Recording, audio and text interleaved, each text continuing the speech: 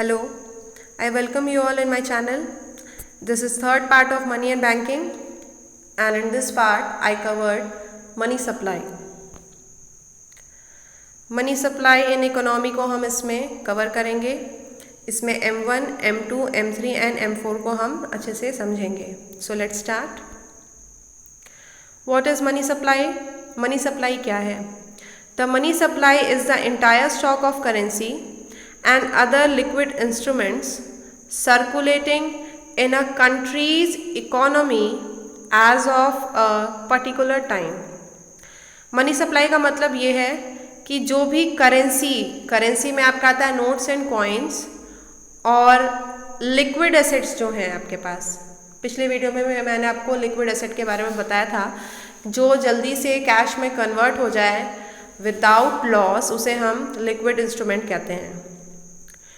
ये दोनों ही जो हमारी इकोनॉमी में सर्कुलेट होते हैं एक पर्टिकुलर टाइम पे, क्योंकि आपने स्टॉक कॉन्सेप्ट पढ़ा होगा, तो स्टॉक कॉन्सेप्ट में हम पर्टिकुलर टाइम पे मेज़र करते हैं, उसे हम मनी सप्लाई कहते हैं। देखिए, ये मनी सप्लाई बहुत इंपॉर्टेंट है। इसी पे हमारी इकोनॉमी में इन्फ्लेशन होगा या डिफ्लेशन होगा डिपेंड करता है। अगर इन्फ्लेशन होता है तो आपका यानी मनी सप्लाई बढ़ गया है, और अगर डिफ्लेशन है तो मनी सप्लाई आपका घट गया है।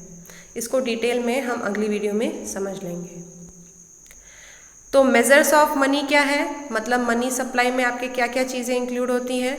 तो पहला है आपका M1 में जो चीज़ें आती हैं वो है C + DD + OD। इस फॉर्मूले को आपको याद रखना है और इसको बहुत अच्छे से समझना है। बाकी चीज़ें ईजी हो जाएंगी अगर आपने M1 को अच्छे से समझ लिया, क्योंकि M1 बाकी सब में इंक्लूडेड होता है।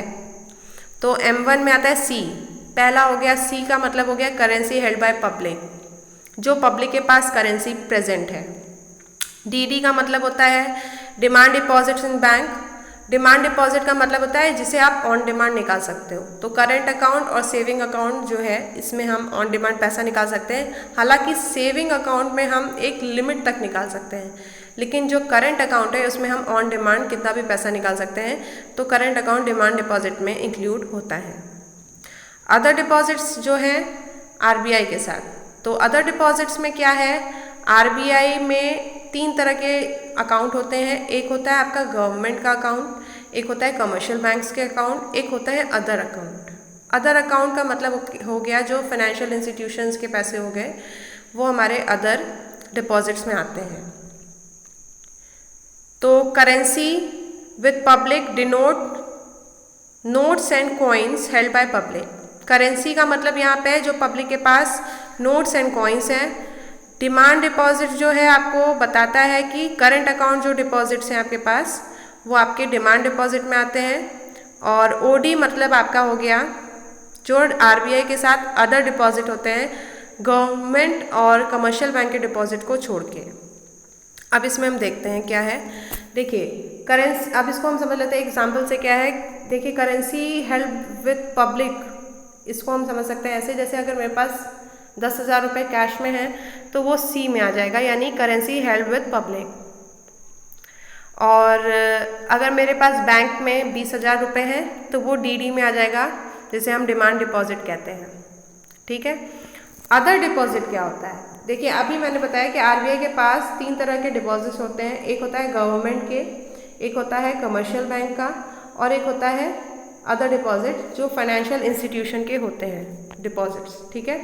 तो इसमें आप कैसे डिपॉजिट होते हैं अदर डिपॉजिट, मतलब जैसे IMF से हमने कोई लोन लिया, वर्ल्ड बैंक से हमने लोन ले लिया, तो वो सारे डिपॉजिट जो हैं वो आपके RBI के अदर डिपॉजिट में इंक्लूड होते हैं।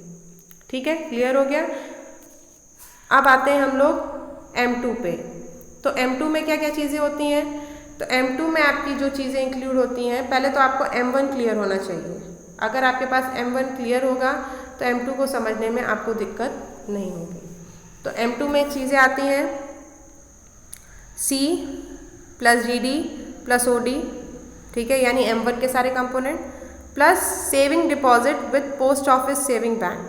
देखिए सब लोग कमर्शियल बैंक्स में पैसा नहीं जमा करते हैं, कुछ लोग पोस्ट ऑफिस सेविंग बैंक में भी जमा करते हैं। इसमें जनरली कमर्शियल बैंक से थोड़ा ज़्यादा इंटरेस्ट मिलता है, या सेम ज़्यादा, उसमें बहुत ज़्यादा मार्जिन नहीं होता है, लेकिन कई लोग यहाँ पे भी सेव करते हैं। तो जो भी उनके सेविंग अकाउंट है या सेविंग डिपॉजिट्स है वो भी इसमें इंक्लूड हो जाते हैं। ठीक है, अब आते हैं M3 पे। तो M3 में भी वही बात है, M1 के component C plus DD plus OD और net time deposit with commercial bank. ठीक है, कमर्शियल बैंक के साथ जो नेट टाइम डिपॉजिट है, नेट टाइम डिपॉजिट का मतलब क्या होता है, जो एक टाइम के बाद हमें जिस पैसे को विड्रॉ कर सकते हैं, जिस डिपॉजिट को विड्रॉ कर सकते हैं, उसे हम कहते हैं net time deposit with commercial bank. ठीक है, अच्छा, इसमें हम लोग उस पैसे को निकाल सकते हैं जो एक टाइम के बाद मैच्योर हो रहा है, वो पैसा भी इस मनी सप्लाई में इंक्लूड हो जाता है। देखिए जो M3 है और ये सबसे ज़्यादा लिक्विड होता है, लिक्विड मतलब सबसे ज़्यादा तेज़ी से कैश में कन्वर्ट होता है, और M1 जो है वो सबसे कम तेज़ी से कैश में कन्वर्ट होता है, जिसे हम इसीलिए M1 को हम कहते हैं आपका नैरो मनी, और इसे हम कहते हैं ब्रॉड मनी M3 और M4 को। ठीक है, M4 में क्या क्या चीज़ें आती हैं, M4 में इंक्लूड होता है M3 के कंपोनेंट। तो M3 के कंपोनेंट क्या हो गया, अभी हमने पढ़ा, M3 के कंपोनेंट में वही आपका पहले M1 के जितने कंपोनेंट्स होते हैं C plus DD plus OD। ठीक है, और आपका उसके बाद M3 में आता है नेट टाइम डिपॉजिट्स, और उसमें एक और चीज़ें इंक्लूड हो जाएंगी जो है आपका total deposit with post office saving organization. जो पोस्ट ऑफिस में सेविंग होती है, ठीक है, उसका टोटल जितना डिपॉजिट्स है वो यहाँ पे इंक्लूड हो जाएगा। ठीक है, इसमें हम कह सकते हैं कि इसमें NSCs नेशनल सेविंग सर्टिफिकेट को छोड़ के जितना भी टोटल डिपॉजिट है पोस्ट ऑफिस के पास सेविंग में, वो हमारा इसमें इंक्लूड हो जाता है। तो ये आपका मनी सप्लाई है, यही हमारी इकोनॉमी का एग्रीगेट मॉनेटरी रिसोर्स होता है जो सोसाइटी को कहीं ना कहीं बहुत ज़्यादा इफेक्ट करता है, और मनी सप्लाई के वजह से ही हमारी कह सकते हैं जो इकोनॉमी है वो रन होती है, और इन्फ्लेशन या डिफ्लेशन की कंडीशन अराइज होती है। सो आप, मुझे उम्मीद है आप लोगों को समझ में आ गया होगा। अगर आपको कुछ डाउट है तो आप कमेंट्स में मुझसे पूछ सकते हैं, और कुछ सजेशन हो तो आप सजेशन भी दे सकते हैं। Thank you.